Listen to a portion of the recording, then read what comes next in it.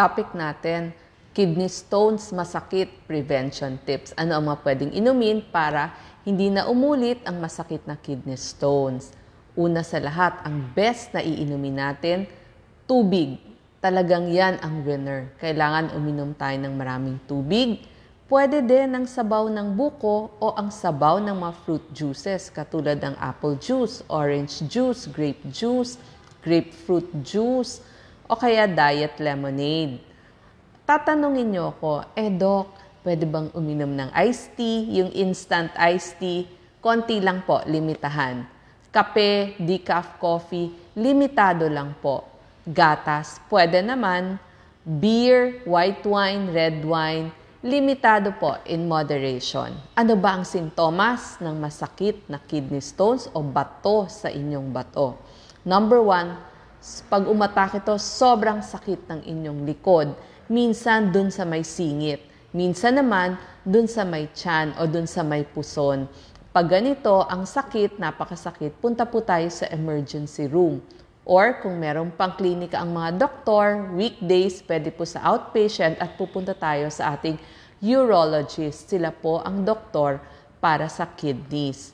Ano ang mga dapat mong malaman tungkol sa kidney stone? Masakit ito kahit napakaliit. Gayon din pag malaki, mas masakit pa.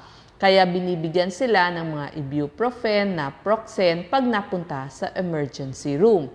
Number 2, ang prevention habang buhay kasi pwedeng umulit. Kaya nga, ang gamutan natin, halimbawa, maliit lang, nakita, 5 mm pababa, pwede pa itong mailabas. Pero papainumin kayo ng mga 2 hanggang 3 litrong tubig sa buong 24 hours. So, ibig sabihin nun, mula sa 8 baso hanggang 10 baso o 12 baso ng tubig, waking hours sa loob ng 24 hours.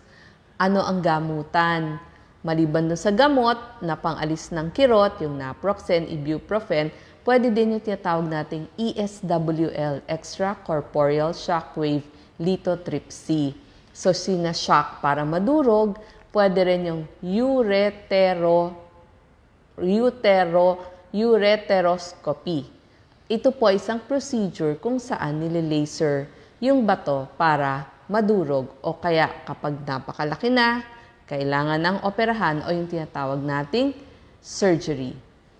Ano ba ang klase ng mga stones? Kadalasan, yung tinatawag na calcium stones. Kaya gusto kong ipaalam sa inyo to kasi ipapatest natin kapag may lumabas na bato, anong klase. Kasi doon magdidepende kung anong klase ang inyong bato, yun din ang magiging prevention ninyo. So, ang mga klase ng bato, calcium stones na madalas ay nagmimix sa oxalate. Kaya yung mga calcium oxalate ang pinakamarami or most common. 80% ang kulay niyan pag lumabas. So, abangan nyo, pag may narinig kayong tik, gumanon dun sa inyong inodoro, tignan nyo yung kulay. Mas maganda nga kung makuha ninyo, black or dark brown ang kulay nito. Meron ding tinatawag na calcium phosphate. Ang kulay naman nito, tan or beige. So, mas maputi ng konti. Pag uric acid stones, ito namamana to, lahi. At saka kung medyo tumaba din kayo bigla. Ang kulay po nito medyo mapula or orange. Kapag yung cystine, ito po familial lang to o hereditary ka namamana. Medyo yellow, lemon yellow ang color. Meron din tinatawag na struvite stones, medyo ma-brown o maputi. Ito ay dahil nagkaroon ng bacteria. Ano ang mga prevention? Diba sabi ko po habang buhay, ang pag-prevent para hindi na uulit. Kaya nga pag may nakita kayong bato, ipa-analyze po natin sa laboratory pag lumabas yung bato. Para alam nyo, alin yung iiwasan nyo. Kasi kung calcium oxalate, di mga pagkain mataas sa oxalates na sinabi nga natin.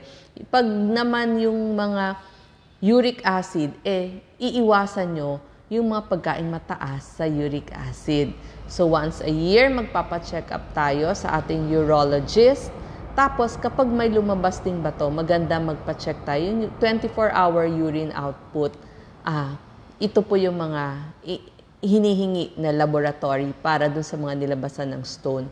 Number 2, ito po yung prevention. Ano yung kakainin natin? Lagi, Dok, ano ba pwedeng kainin? Gusto natin mababa sa asin or sodium. Basta nakakita kayo ng word na sodium dun sa mga pakete. Ibig sabihin, may asin yon. Bawas sa alat. Tapos, yung mga pagkain din na mataas sa calcium, kailangan natin yon. Kasi, bakit? Yung calcium ay tumutulong para mabawasan ang pag-absorb ng oxalate. So, ang halimbawa nito, yung mga berdeng dahon ng gulay, mga pechay, broccoli, repolyo. So, yan po yung mas kakainin natin. Ngayong alam na natin, sana hindi na umulit ang napakasakit na kidney stone. Salamat po.